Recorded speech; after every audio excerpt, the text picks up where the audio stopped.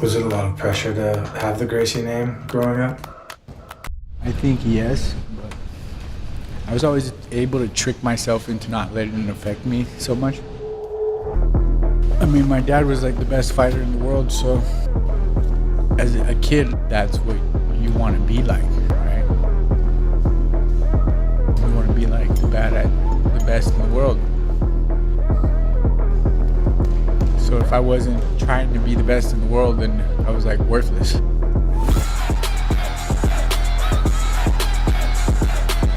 kind of always been my future.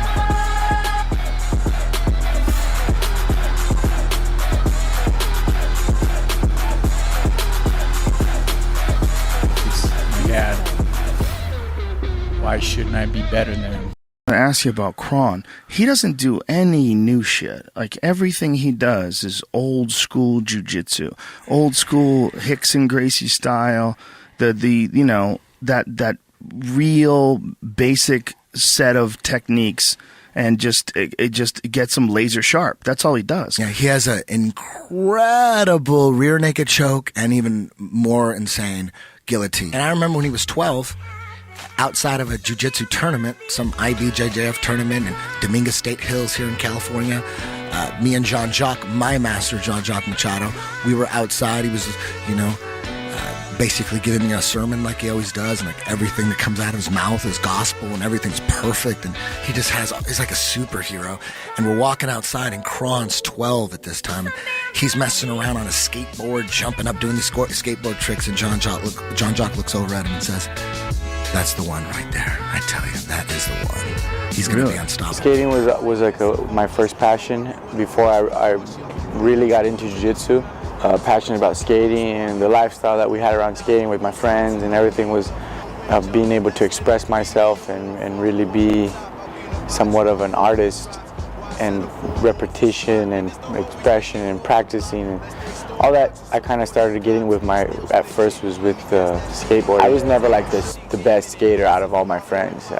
They would do clean, tricks and technical tricks, and I would just like ollie off a roof or ollie off a bunch of stairs. And I got hurt twice. I broke both my ankles at like 10, 11, and 12 over and over again. But around the same time, I was like 11 or 12, and it was right around the same time my brother was, if you want to skateboard, you can skateboard, but make sure you're like the best skateboarder. If you want to be a doctor, you can be the best doctor, but make sure you do it 100%. And basically giving me this, this motivation about whatever I do to make sure I do it 100%.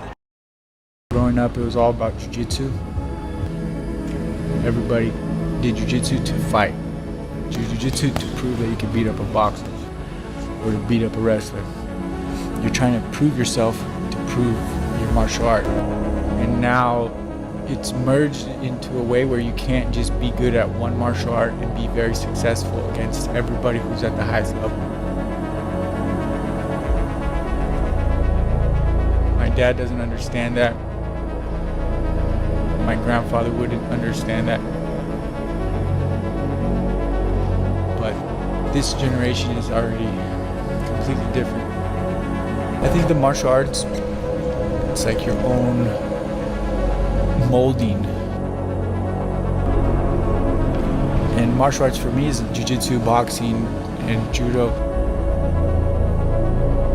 So when I say I'm a martial artist, it's because I built my own formula, and I appreciate all the martial arts.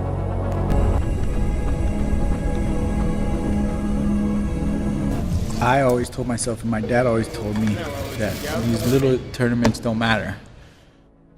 Blue belt, yellow belt, whatever kid tournaments, it's just all like experience for the future. And then you get older, and then all of a sudden it's like, okay, now there's no more room for mistakes. But really it's the same. Because even if you win the best tournament in the world, the next day people are like, when are you going to compete again? Who's next? Who's next? There's always who's next. That never ends. So you're always chasing the dragon. You might as well just enjoy the training,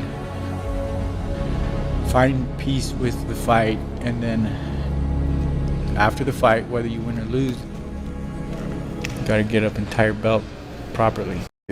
I get comfortable when I'm in my gym. I can be there all my students. I've taught them everything they know. And once I reach that comfort, it's not the most interesting thing for me, because for me to really be able to improve and achieve things that are greater than me, I have to put myself in an uncomfortable place. That's where I like to be, you know? So anything that makes me uncomfortable that is gonna benefit me from my mental or my physical, I'm gonna try to do.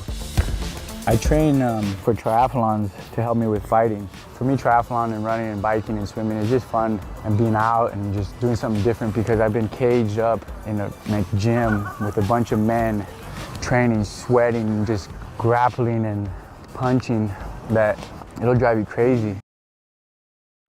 Yeah, I think fighting is very connected to life, and like how the universe gives you what you deserve, not what you want. And it's very honest. So in life you can run away from your problems, and you can like find an easier path to make things easier for yourself, which is really just shortcutting yourself in the long run. And I think the same thing can happen in training for a fight and in an actual fight and competition. You can shorten yourself, and the truth is it's gonna show. It's all gonna show at the end of the day. Fighting is the most real thing that is hands-on, you know? You're gonna train for this fight. How you train is gonna make a difference in how the fight happens, and then after the fight, it's gonna matter how your mind is. And all those things, there's no way around it. There's no way you can fake those feelings.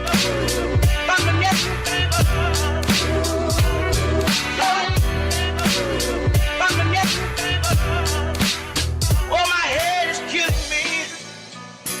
It's because I